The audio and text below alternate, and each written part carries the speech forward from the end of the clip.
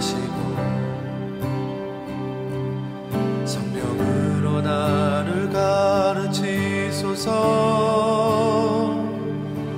주의 성령은 선하신 분이니 나를 바른 길로 인도하소서. 주의 말씀 앞에 순종하오. 기쁨으로 깨닫게 하소서. 나의 하나님 주의 뜻을 행하도록 가르치소서.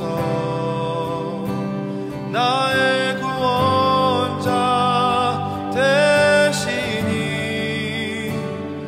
내가 평생 주를 바라봅니다.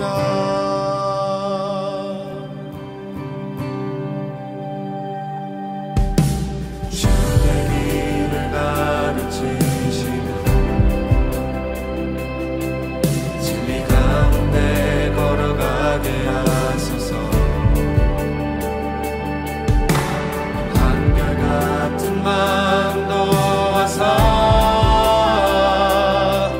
주의 이름 두려워하게 하소서. 주의 성령은 선하신 분이니 나를 바른 길로 인도하소서. 주의 말씀 앞에 순종하오니 기쁨으로 깨닫게 하소서. 나의 하나님 주의 뜻을 행하도록 가르치소서. 나의 구원자 되시니 내가 평생 주를 바라봅니다. 나의 하나님 주의 뜻을 행하도록 가르치소서. 나의 구원자 되시니 내가 평생 주를 바라봅니다. 주의 성령은 선하신 분이니 나를 바른 길로 인도하소서. 주의 말씀 앞에 순종하오. 눈으로 깨닫게 하소서. 나의 하나님 주의 뜻을 행하도록 가르치소서. 나의 구원자 되시니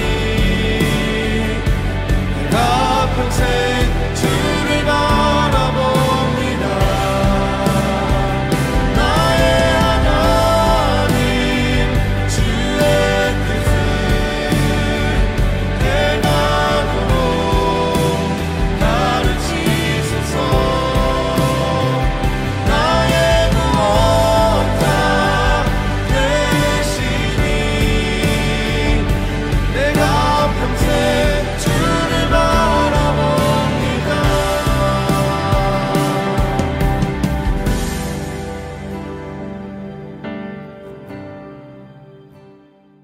12장. 내가 불을 땅에 던지러 왔노니 이 불이 이미 붙었으면 내가 무엇을 원하리요? 나는 받을 세례가 있으니 그것이 이루어지기까지 나의 답답함이 어떠하겠느냐? 내가 세상에 화평을 주려고 온 줄로 아느냐? 내가 너희에게 이르노니 아니라 도리어 분쟁하게 하려 함이로라. 이후부터 한 집에 5 사람이 있어 분쟁하되 셋이 둘과 둘이 셋과 하리니 아버지가 아들과 아들이 아버지와 어머니가 딸과 딸이 어머니와 시어머니가 며느리와 며느리가 시어머니와 분쟁하리라.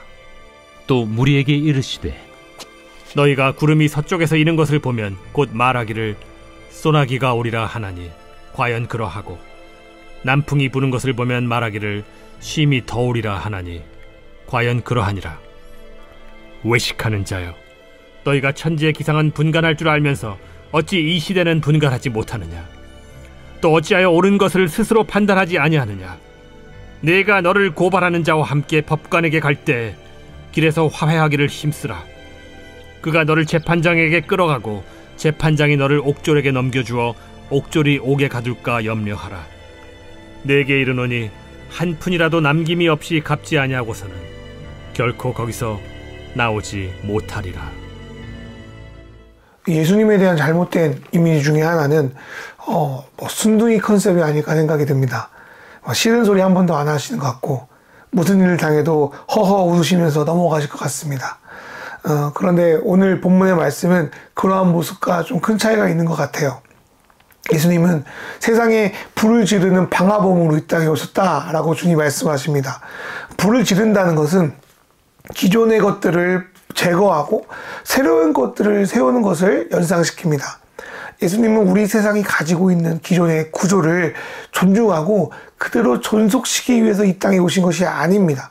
예수님이 태어날 때 어머니 마리아가 노래한 것처럼 예수님은 이 세상을 군림하며 자신이 하나님인 양 행세해야 하는 교만한 자, 권세 있는 자를 내려치시고 가난한 자, 비천한 자를 높이시며 더 이상 악이 이 세상을 주관하지 않고 다시 하나님이 이 세상을 온전히 통치할 수 있도록 이 땅에 오셨습니다.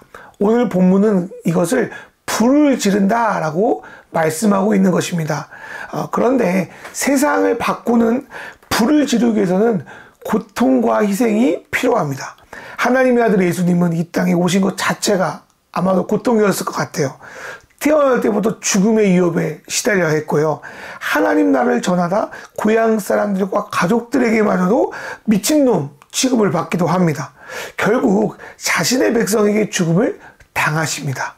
예수님이 이것을 받아야 할 세례라고 표현하십니다. 그것은 예수님이 전한 복음을 받아들인 자와 그렇지 않은 자들의 사이에서도 발생합니다. 예수님 복음은 이제까지 우리가 가지고 있었던 세상 사는 방식이 완전히 잘못되었음을 발견하게 됩니다. 그리고 세상 속에서 하나님 나라 방식으로 살 수 있도록 우리를 독려합니다. 그럴 때 발생하는 게 뭐냐면 평화가 아니라 분열입니다. 이것은 마치 정치 선거 전에 가족들 안에서 누구를 지지하는가에 대해서 좀 밝힐 때 나오는 것과 좀 비슷한 것 같아요. 평소에는 아무 일 없던 가족들이 누구를 지지하는지 서로 밝히는 순간 얼굴을 붉히며 목에 핏대 세우며 싸우는 것처럼 예수를 진심으로 따르는 자들과 그렇지 않은 자들은 세상을 바라보는 눈이나 삶의 목표가 완전히 뒤바뀌어 있습니다. 그렇기에 아무리 가족이라도 가는 길, 가는 방향이 다르기에 분열할 수밖에 없는 것입니다. 이러한 분열의 이유는 무엇입니까? 그것은 제대로 때를, 다른 말로 시대를 분별하지 못했기 때문입니다. 예수님에게 때를 분별한다는 것은 그렇게 어려운 일이 아니라고 말씀하십니다. 최첨단 기상 장비가 없다고 하더라도 구름이 몰려오고 있으면 비가 오는 것을 예측할 수 있고, 남쪽에서 바람이 불게 되면 겨울은 가고 봄이 오겠구나, 여름이 오겠구나, 덥겠구나, 이런 거를 알 수 있다는 거예요. 그렇다면 하나님이 예수님을 통하여 보이시는 표적과 예언은 어떠합니까? 예수님이 하시는 일들은 자신이 메시아라는 것을 보여주는 강력한 표지였습니다. 그러나 많은 이들은 예수가 메시아라는 것을 온전히 받아들이지 못합니다. 또한 예수님은 이제 더 이상 하나님이 성전에서 예배하지 않을 것과 예루살렘과 성전의 멸망에 대해서 예언하시고, 또한 그때가 오면 어떻게 우리가 해야 되는 것도 함께 말씀하셨습니다. 그러나 많은 유대인들은 예수의 예언을 무시하다가 결국 예루살렘과 성전이 무너지는 것을 함께 목도하며 함께 멸망당합니다. 우리가 사는 이 시대도 마찬가지라고 생각합니다. 기후를 보면 날씨를 알 수 있듯이 지구의 환경의 변화를 보면 인간의 탐욕과 욕심으로 인하여 지구가 더 이상 인간뿐 아니라 생명이 살기 어려운 곳으로 변하고 있다는 증거들이 쏙쏙 나오고 있고 수많은 과학자들과 수많은 프로그램의 증언도 있습니다. 그러나 기후에 대해서 과학자들이 거짓말하고 있다. 우리는 이보다 더 많이 발전해야 된다고 주장하는 사람들이 여전히 있습니다. 이것은 모른다기보다 자신의 욕심과 눈앞에 있는 욕망을 위하여 경고의 소리에 눈과 귀를 닫는 것입니다. 특별한 일반 시민이 그런 것보다 기업이나 정부, 특별히 많은 재화와 권력을 가진 이들이 그렇습니다. 그리고 이런 것들을 일반 시민들에게도 가짜 뉴스를 배포하면서 속이고 있습니다. 그러나 지금 지구를 이대로 둔다면 예루살렘 멸망보다 더 끔찍한 일이 지구의 모든 생명에게 발생할 것입니다. 그렇다면 교회는 어떻습니까? 한국교회의 위기는 예전부터 언급해왔습니다. 예를 좀 들어보면 본질이 아닌 세상 것들에게 눈이 돌아가 있고 가난한 자들보다 가진 자들을 위한 일을 더 중요시하고 성도를 예수님께로 온전히 이끌기보다 교회의 부흥수단으로 부속물로 성도들을 대우하며 겉으로는 기독교 신앙을 표방하지만 실제로는 기복적인 신앙과 별 다를 게 없는 신앙의 형태를 같은 수많은 문제들이 기독교 안에 산재되어 있습니다. 물론 좋은 기독교, 좋은 교회들도 있겠지만요. 그러다가요, 코로나 상황은 한국교회의 민낯을 여전히 드러내며 깨닫고 변화될 수 있는 기회를 주었다고 저도 생각해요. 그런데 어떠합니까? 이제 코로나 시점이 끝나는 이 지점에서 한국의 교회를 보면 여전히 달라지지 않고 오히려 이전보다 더 편협해진 모습을 볼 수 있습니다. 바벨론에 끌려왔다 온 유대인들이 여러 가지 또 갱신의 변화를 시도했지만 결국 그러지 못하고 하나님이 보내신 메시아를 죽인 것처럼 어쩌면 한국교회도 변화와 각성의 기회를 놓치고 있지 않나 생각이 들었습니다.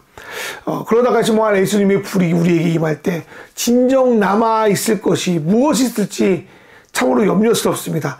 이때 예수님은 일반 사람들이 하는 지혜에 비추어 신앙의 선택을 하라고 우리에게 권면하시고 있습니다. 내가 누군가에게 잘못을 하고 경찰서나 법원에 끌려가게 생겼어요. 그럴 때 나는 여전히 내가 잘했다고, 나 잘못 없다고 바득바득 우기는 게 더 지혜로운 겁니까? 아니면은 나를 고소한 사람에게 어떻게 좀 잘 좀 해주고 말을 잘 해가지고 합의를 보는 게 더 지혜로운 선택입니까? 당연히 합의를 보는 게 더 지혜로운 선택 아니겠습니까? 만약 이대로 자기 생각만 주장하다가 그때가 되면 정말 기회가 없게 됩니다. 예를 들어서요, 지구의 기후를 그냥 놓아뒀다가 평균 기온 몇 도가 넘어가면 다시는 봉헌할 수 있는 기회가 없다고 합니다. 교회와 신앙의 문제도 나는 괜찮겠지, 이 시대는 괜찮겠지, 우리 교회는 괜찮겠지, 나의 지금 삶은 괜찮겠지라고 넘어가면 결국 함께 망가져가고 주님의 질책을 받을 수가 있습니다. 어쩌면 거짓을 위한 평화보다는 분열이 낫습니다. 그냥 덮고 그냥 넘어가는 것보다 힘들고 어려워도 상처를 헤집어서 치료하는 게 훨씬 낫습니다. 어쩌면 지금 예수님이 원하시는 것처럼 우리가 사는 곳에 예수님의 불을 지를 용기가 필요하지 않나, 이런 생각이 들었습니다. 우리의 믿음이 정말 예수님께 있다면 좋은 게 좋은 거라고 그냥 있다가 함께 무너져 내릴 것이 아니라 주님의 말씀으로 이 시대를 분별하고 그에 맞는 행동을 취하는 것이 더 지혜로운 선택이라고 저는 생각합니다. 저와 여러분의 결정과 선택에 우리의 교회와 우리의 삶이 달려 있습니다. 이 시간 주신 말씀 생각하시면서 같이 기도하겠습니다.